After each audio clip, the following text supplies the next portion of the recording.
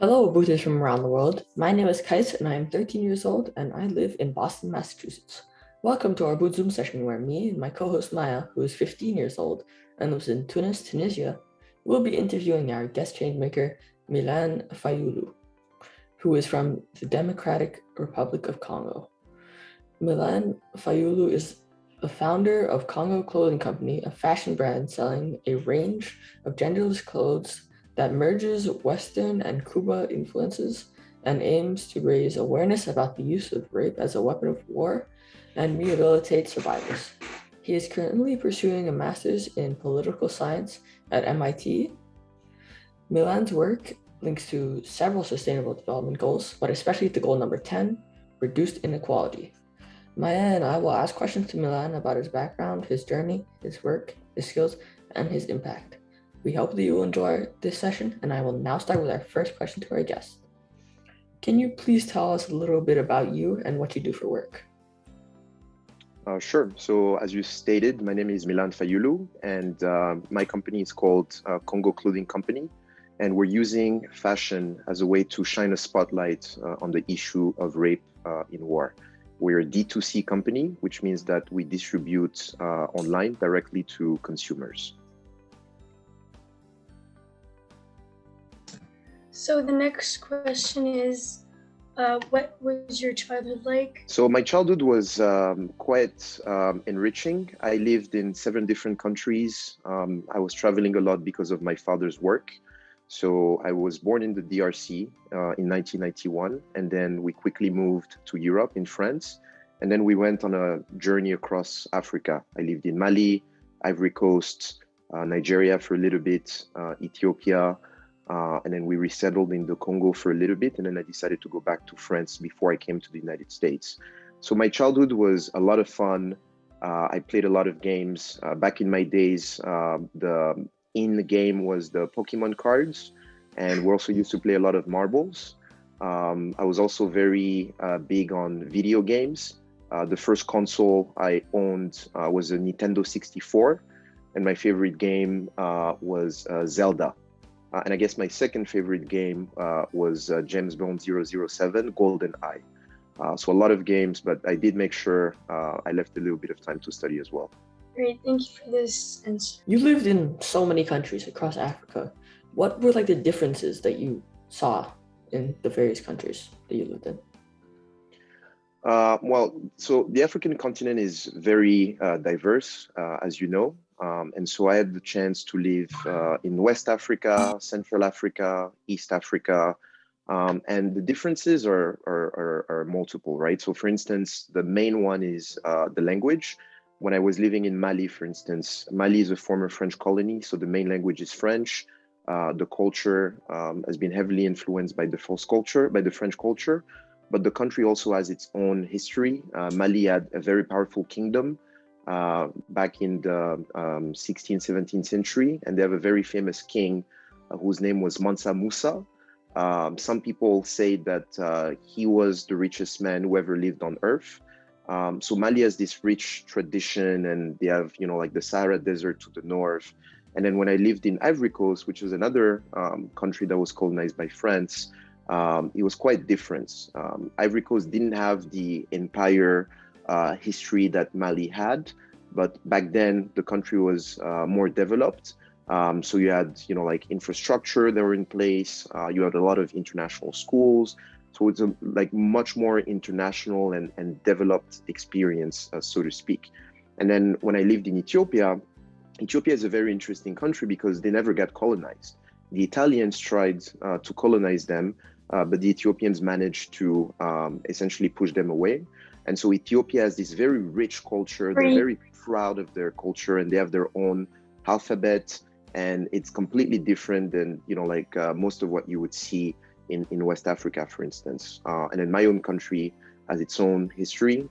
We also had a kingdom back in the 17th century, the Congo Kingdom, and we're quite powerful before the Europeans came. And so that also brings in, like a culture that's, like somewhat different. And then obviously we had a very tumultuous colonial history with the Belgians. So language differences, cultures, And it's important to note that, and your question is great, because oftentimes people think that Africa is, like the same all over the place. So yeah. Stereotypes, maybe. So the next question is, what language do you speak now, and what languages did you learn when you were a kid? So my native language is French, and then I learned English when I was very young. I also speak Lingala, which is the language of the western part of the Democratic Republic of Congo. And then I also learned Spanish when I was in school in France. I used to go in a sports school where the curriculum was very strong on languages. And the way we had to learn Spanish was to spend 1 month every year in the spring in Spain. So my Spanish is quite good. And I also lived in Miami when I was in college. So those are the 4 languages I speak.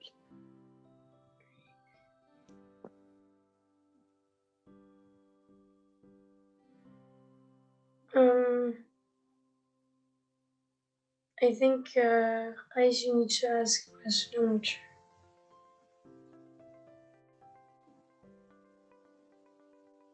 Okay, I'll ask this next question. So, what made you start fighting against rape and for women's freedom and everything? What made you start? So your question is, what made me start Congo Clothing Company and help women, survivors of sexual violence? Yes. Well, I started Congo Clothing Company because in 2018, the gentleman who won the Nobel Peace Prize happened to be from the Democratic Republic of Congo. His name is Dr. Denis Mukwege. And we're all very proud at the time that he received the Nobel. But we also began to think very critically about the issue he was fighting for. And so that's the problem of rape in war. And so when I heard his speech at Oslo, his acceptance speech, it was quite gruesome. And he was, recounting the stories of the atrocities he had witnessed over 20 years of, being a gynecologist. And I felt that it was my responsibility as someone with resources, as someone who was educated, to help him. And so I decided to start Congo Clothing Company because I thought that it would be an interesting way to bring that issue in front of a global audience, but by using the power of fashion, because it's a subtle way to communicate a very complicated and sad problem. And I managed to meet with Dr. Mukwege. I shared my idea and my strategy with him, and he liked it, And then I said that at the end of the day, the work you're doing is very important, but we need to find solutions that allow that work to be understood and advocated for by people all around the world. And, that's when I started Congo Clothing Company, and, we've been operating for about 2 years now, and it's going relatively well. And we have customers from all around the world who discover that problem through buying our clothes. And then in the meantime, they also contribute to solving the problem because we use a portion of their purchases to help reintegrate survivors into civilian societies. We have a sewing training workshop with Dr. Mukwege and his Panzi Hospital. And we believe that at scale, we can be quite impactful. Okay. So in your background, like on your website, it says that you were doing a master's at, or it doesn't say on your website, but you're doing the master's at MIT right now. Does it interfere with your work at all? And if so, in which way? Right. So obviously it's hard to balance 2 things at the same time. And the curriculum at MIT is quite demanding.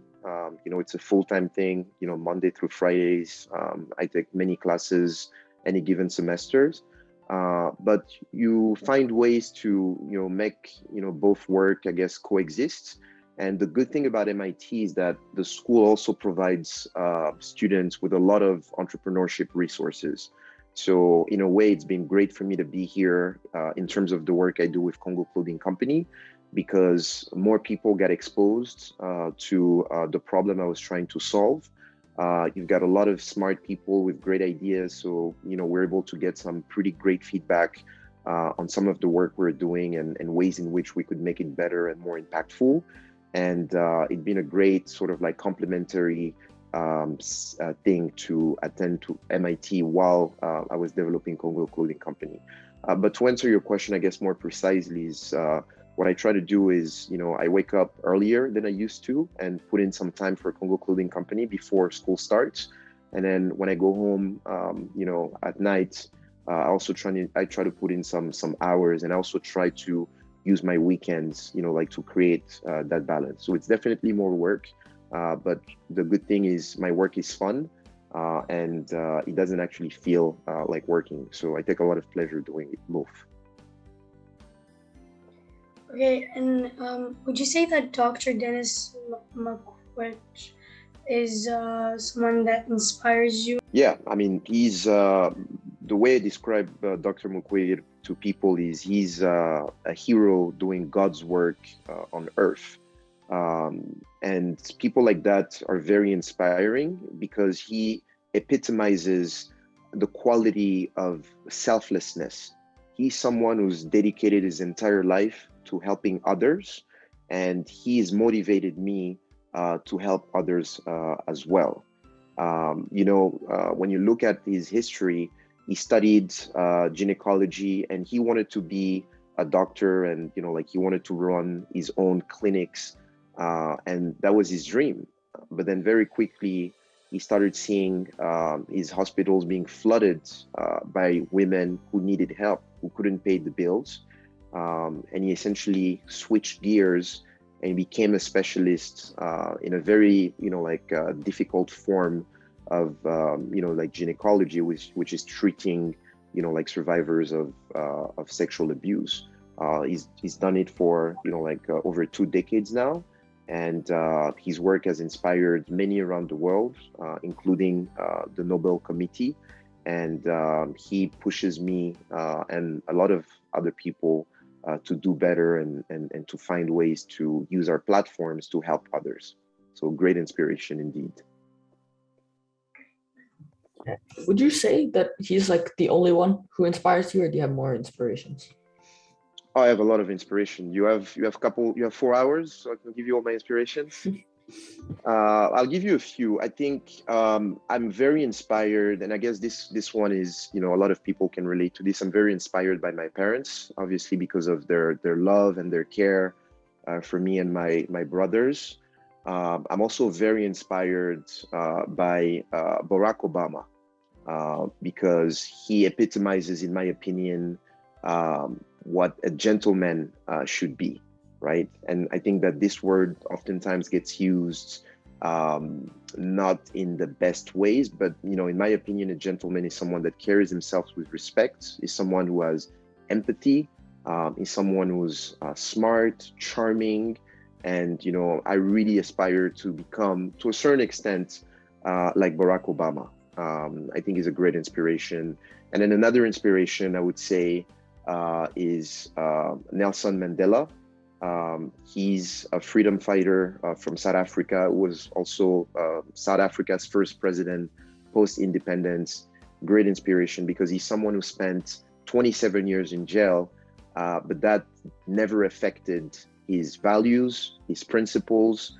And then when he got out of jail, he still was inhabited by a spirit of love and managed to forgive his essentially the people who put him in jail. So that's a great story of forgiveness and being able to hold through to your values in spite of adversity. So I would say those are some of the people I'm inspired by, and there are many others, but I'll stick to those for now.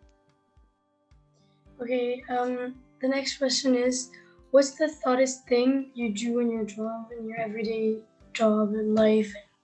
I mean, we know that you are a student at MIT, but you also have your company. So, what's the thoughtest thing to do? And So I guess I'll two sides, right? Like school part, I guess the hardest things at time is writing papers. I'm in political science, so I have to write very long papers. I have to do a lot of research. So that can be quite challenging.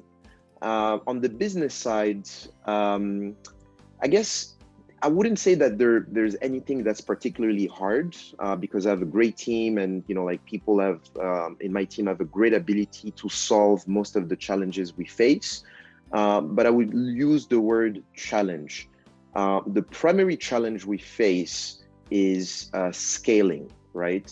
We're a new company and we've managed to do what you'll find out in business is the concept of product market fit. So we have product market fit. We have a couple of consumers. Now we're setting our sight towards, how can we scale? How can we reach hundreds of thousands, if not millions of people? And that, comes with, like its own sort of like set of challenges. You need money in order to do that. So very soon we'll have to think about how we can raise money. Raising money also comes with its set of challenges. You'll have to hire lawyers. You'll have to agree on terms with your investors. So some of these things will be challenging. In terms of like the day-to-day operations brings in a lot of challenges. So, we're in the business of manufacturing. So sometimes, things are not on time. Sometimes you have problems finding a material that you need, to make your t-shirt. So for instance, I'm wearing one of the t-shirts that we manufacture. Sometimes you have a lot of demand for that t-shirt and it gets sold out on the website. And in order for you to replenish your inventory, you need to make sure that this very cotton that we're using for that t-shirt is available.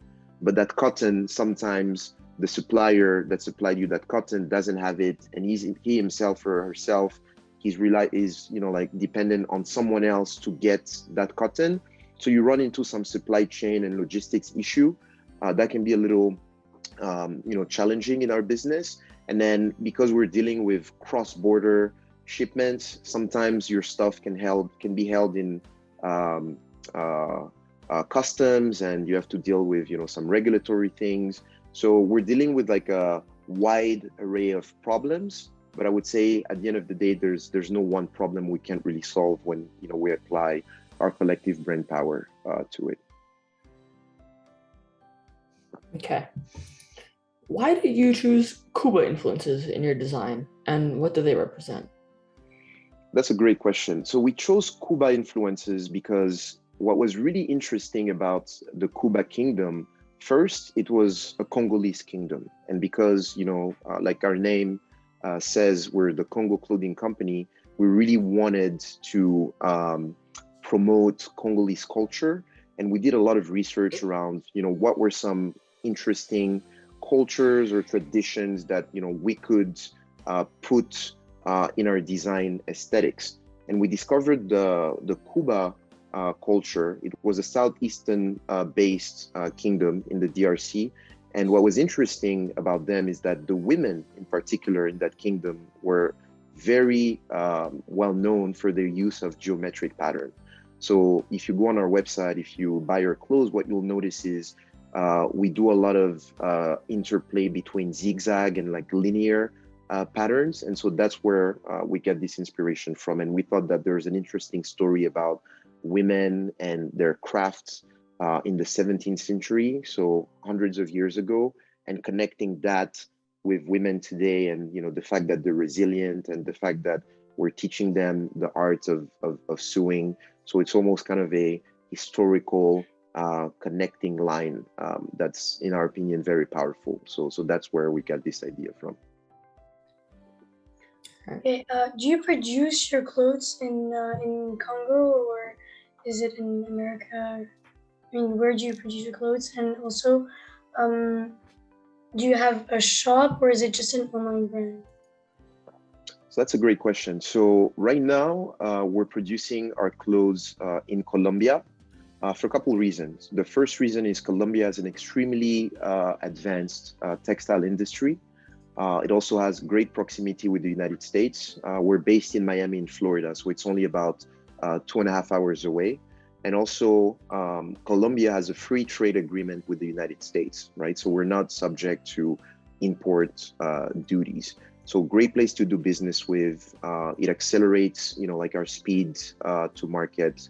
And over time, we would want to move part of our manufacturing in the DRC, but that's kind of like the bigger vision. But in order to do that, we'll need to build capacity and also train enough people so that we can begin that transition. That's why, as I told you earlier, we use a portion of the funds that we generate from selling our clothes to training survivors, and we're teaching them how to sew so that hopefully one day they can work for us and earn high living wages, and we can begin to tell this story of Made in Congo. And in order to reach that objective, we partnered this semester with the Design Lab at MIT. And so they're helping us to think through how we can prototype and design Made in Congo items that could be done given the set of constraints that you currently have in the DRC. So to answer your question, in summary, current production in Colombia, but long-term plan to slowly move parts of the manufacturing to the Congo. Got it. Okay. How impactful do you think that your company is? So we're just getting started. So I think that measuring our impact is something that we take really seriously, but we'll need a bit more time to do a proper assessment. But already today, we can see the impact that we're having in two ways. First, we've managed to raise awareness beyond the work of Dr. Denis Mukwege. Today, we've got hundreds of customers who are wearing our clothes. When they wear our clothes, they begin to educate people in their communities, right? When they wear our clothes, typically they get stopped in the street and people ask them, hey, where's this design from, or where's this pattern from? And then you see customers beginning to talk about the brand, explain this story of oh, it's a Cuba inspired brand. And, they assist survivors of sexual violence. And then people even start to give statistics about the problem in the Congo. So you begin to see how it's an effective way to get the conversation going and to educate people about a problem that they were not necessarily aware of. So that's number one, awareness. And we're already being impactful there. And the goal is to really amplify that impact. Number two is the resources that we're able to give survivors thanks to selling these clothes, right? So as I was telling you, we have a sewing workshop that we run in partnership with Ponzi. And over the course of our small life, we've been able to help dozens of survivors attend our sewing workshop. And what we do is once you graduate from that workshop, we physically give you a sewing machine so that you can go on to run your own tailoring business. So that's kind of like the first track. The second track we're trying to develop is to get survivors who don't necessarily want to start their own business to potentially come and work for us and manufacture Made in Congo items. So these are two different ways in which we can give impact, building on the sewing training workshop that we're running with Ponzi. So I think, to go back and answer your question, we're seeing, impact right now at a very small scale, but we're very confident that once we can grow this company and reach, thousands, hundreds of thousands, millions of people, we're gonna multiply the magnitude of the impact that we're having. Okay, next question is, so now first we know about what you do for living and etc. But we want to know, what are your interests outside of work? I have many interests, but I would say my main one, and this has been an interest of mine ever since I was a kid, is playing football, European football. So I guess you call it soccer here in the United States. But you call it football where Maya is in Tunisia. So I play a lot of football. I also play a lot of tennis. As a matter of fact, I was almost late to this meeting with you guys because I was playing tennis with a friend. And then I love music. I make playlists for Spotify. So if you guys are ever in need of some fresh music, I do a lot of Spotify playlists, different genres. And another interest that I'm trying to pick up these days is the guitar. I bought a guitar 2 years ago, and my strategy was to use the downtime that I had during the pandemic to become proficient in the guitar. It's not going as well as I hoped, but I'm not giving up. So yeah, these are some of my interests, and I love reading. I also love art. As you can see, I have like a piece from my like mini collection that I'm trying to build behind me. So varied Really nice. interests. Thank you. Why did you choose to make the clothes genderless, and why? And do you have clothes for kids too? We decided to make the clothes genderless because you're seeing nowadays there's like this trend where there's a lot of demand for just like unisex products. Also, when you look at our core product, which is the denim jacket, the denim jacket is a product that's easily worn by men and easily worn by women and people in between. And so the idea for us was how can we reach as many people as possible in the simplest way possible? And we thought that denim and jackets would be such products, and so that's why we're genderless. And it's great because when you look at the breakdown of our sales, we're almost perfectly split 50-50 male female. So this was like initially the strategy we're taking. As far as kids offering, we currently don't have an offering for kids, but we're planning to have one soon. We just wanted to start with like a relatively restrained set of sizes and prove that the business was viable. And now we're going to go into first more items, but also expanding the offering to kids, but also bigger sizes for people who are very, very tall. Great. So I saw on the website that in your team you have people from Congo, the United Kingdom, China, United States. How did you make this team be so international? So in our core team of people who work directly in the company, we're only 4 at this point. So it's myself from the Congo, Andrea is from Colombia, she's my co-founder and she's the creative director. And then we've got Zo, who's from New York and the Caribbean. And then we've got Serene, who's from India. The people you see on the websites are actually our customers, and they're also very international. And this is what we want to do as a brand, right? We want to have cross-border appeal. The message that we're trying to send is, it doesn't matter where you are in the world, you can have a sensibility for the predicament of women in the Congo. And it's great that, like you've been able to witness that.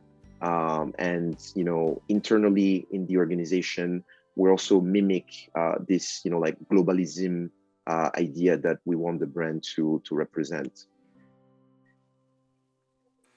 Okay. Well, I only have one more question, and that is, do you have any advice for people who want to do work like yours? I guess the advice is, don't be afraid to try, right? I think oftentimes there are a lot of young people with great ideas, but they get paralyzed by fear because there's a lot of uncertainty in entrepreneurship. There's a lot of difficulties to get off the ground, and people often doubt your vision. My advice is, if you believe you can do it, if you can dream it, try it. And if you fail, it's not a problem. You can try and try and try again. And I think that the most important thing is to not be afraid of failure, and to follow your gut and follow your dreams. Great advice. Okay, so that was it from my question. I don't have any more questions, but thank you anyways for your answers. It was so interesting, and Yeah. Thank you, Maya, and thank you, Kais. Yeah. Okay. Thank you, everybody. And I'm going to conclude now. So thank you, Milan and Maya, for the great discussion and for all the things that we learned today. Thank you, Oboot, for listening to this interview. Make sure to follow us on Instagram and Twitter and to subscribe to our YouTube channel so you can hear about upcoming sessions with other changemakers. Please also tell your friends about Oboot and share social media links with them. And last but not least, go to oboot.co to learn about opportunities to collect digital badges and help us plant trees.